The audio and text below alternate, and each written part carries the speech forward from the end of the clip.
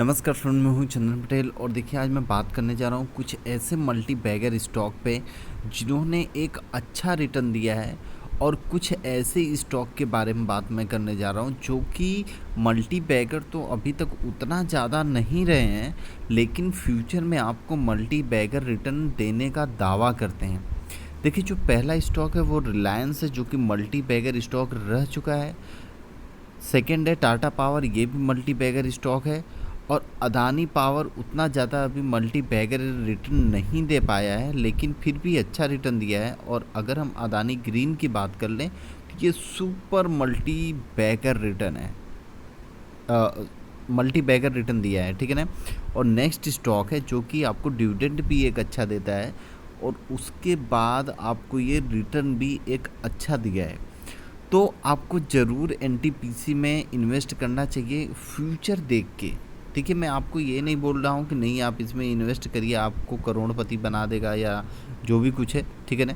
मैं ये बोल रहा हूँ कि फ्यूचर में क्यों इन्वेस्ट करना चाहिए, क्योंकि आप सभी लोगों को पता है कि इलेक्ट्रिक व्हीकल और इलेक्ट्रिक और सोलर पे बहुत ज़्यादा अपनी गवर्नमेंट ध्यान दे रही है और फ्यूचर में यही सब आपको मिलने वाला है।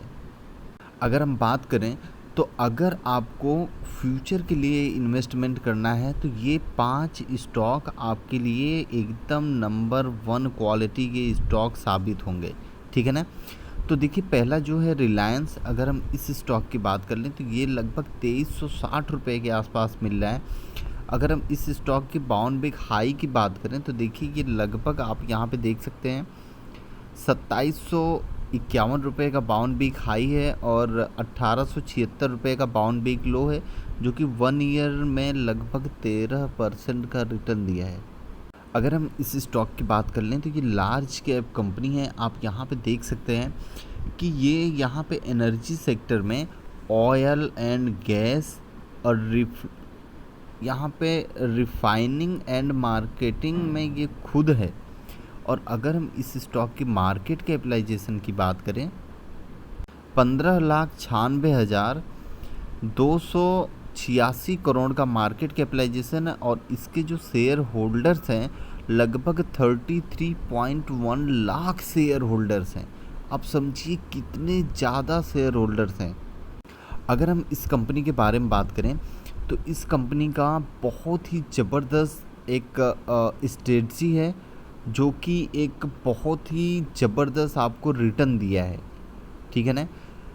और अगर हम इस स्टॉक की चार्ट की बात करें तो देखिए एक बहुत ही ये अच्छे लेवल पे ये सपोर्ट लिया है।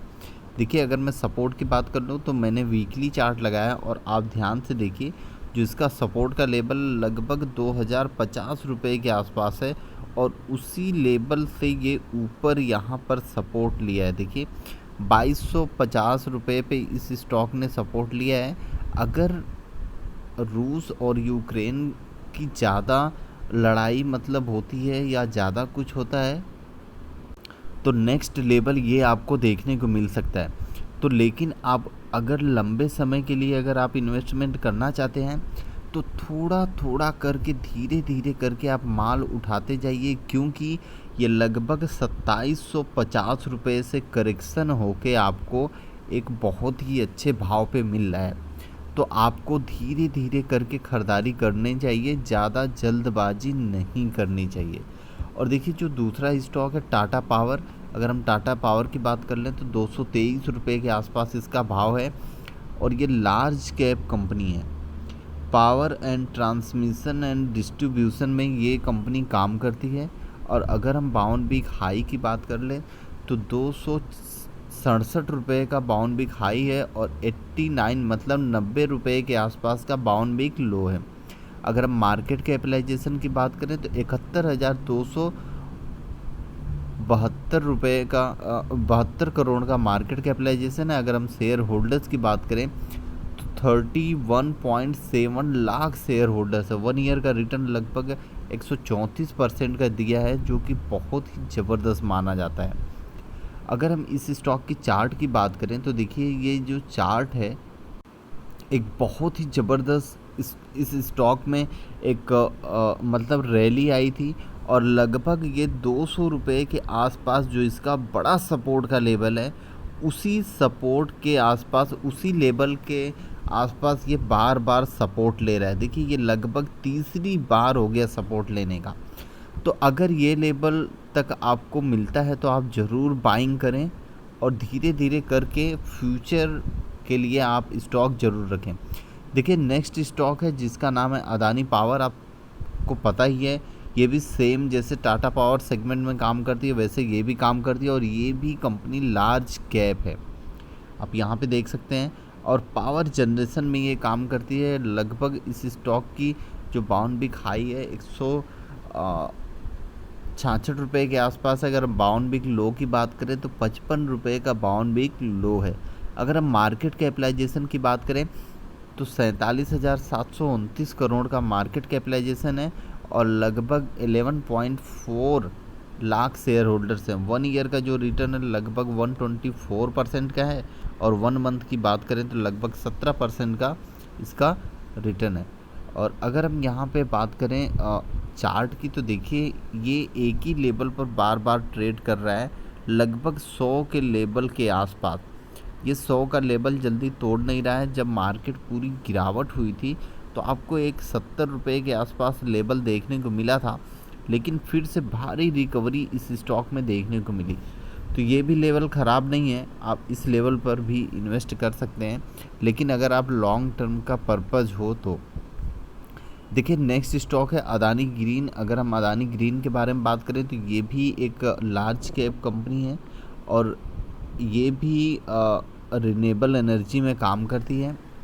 अगर हम इस स्टॉक का मार्केट यहाँ पे बाउंड बिग हाई की बात करें तो लगभग 2125 का बाउंड बिग हाई है। बाउंड बिग लो की बात करें तो लगभग 874 रुपये का बाउंड बिग लो है, और मार्केट कैपिटलाइजेशन की अगर हम बात करें तो 2,88,310 करोड़ का मार्केट कैपिटलाइजेशन है।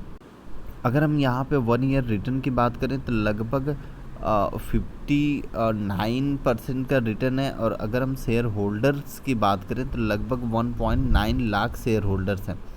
और यहाँ पर अगर हम चार्ट की बात करें तो देखिए ये भी स्टॉक एक लेवल पे ट्रेड कर रहा है जो कि 1800 का लेवल है। लगभग 3 से 4 बार इस लेवल को टच करके ये आया है।